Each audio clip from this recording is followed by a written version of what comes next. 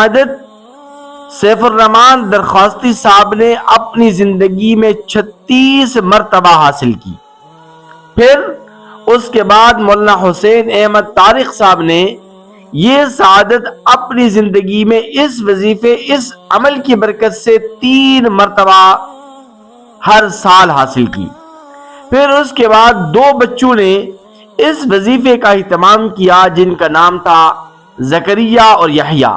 یہ 2 چھوٹے معصوم بچے ہیں، انہوں نے یہ وظیفہ اہتمام کے ساتھ پڑھا تو اللہ تبارک و تعالی نے ان دونوں بچوں کو ہر سال یہ سعادت نصیب فرمائی۔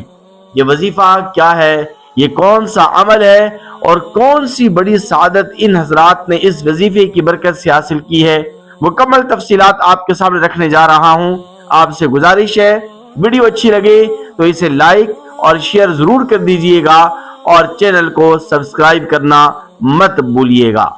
دیکھیے، انسانی زندگی کی اور ایک صاحب ایمان آدمی کی زندگی کی سب سے بڑی خواہش، سب سے بڑی تمنا اور آرزو یہ ہوتی ہے کہ کم از کم اسے زندگی میں 1 مرتبہ حج بیت اللہ کی اور عمرے کی سعادت ضرور بھی ضرور حاصل ہو۔ بلکہ صاحب ایمان آدمی تو یہ چاہتا ہے کہ وہ ہر سال حج بیت اللہ کی سعادت حاصل کرے، ہر سال عمرے کی سعادت حاصل کرے۔ اگر آپ بھی حج اور عمرے کی سعادت حاصل کرنا چاہتے ہیں تو ایک مجرب، ایک آزمودہ وظیفہ، ایک آزمودہ عمل آپ کے سامنے نقل کرنے جا رہا ہوں۔ انشاءاللہ ثم انشاءاللہ آپ اس وظیفے کا جب اہتمام کریں گے تو اللہ تبارک و تعالی آپ کو حج اور عمرے کی سعادت ضرور بھی ضرور نصیب فرمائیں گے، کیونکہ یہ وظیفہ، یہ عمل سیف الرحمان درخواستی صاحب نے پڑھا تو اللہ تبارک و تعالی نے ان کی اپنی زندگی میں انہیں 36 مرتبہ حج اور عمرے کی سعادت عطا فرمائی۔ پھر یہ وظیفہ ان سے مولانا حسین احمد طارق صاحب نے حاصل کیا اور انہوں نے اس وظیفے کا اہتمام شروع کیا تو اللہ تبارک و تعالی نے انہیں اپنی زندگی میں 3 مرتبہ حج اور عمرے کی سعادت عطا فرمائی۔ بلکہ 2 معصوم بچے، ان میں سے ایک کا نام زکریا تھا، دوسرے کا نام یحییٰ تھا۔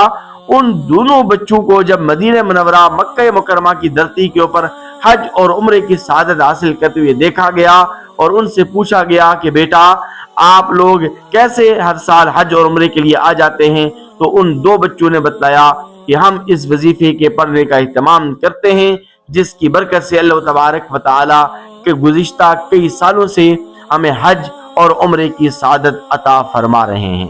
وظیفہ انتہائی آسان، سہل اور مختصر ترین ہے، اور وہ وظیفہ یہ ہے کہ روزانہ آپ نے 100 مرتبہ درود شریف پڑھنا ہے اور درود پاک کا اہتمام کرنا ہے۔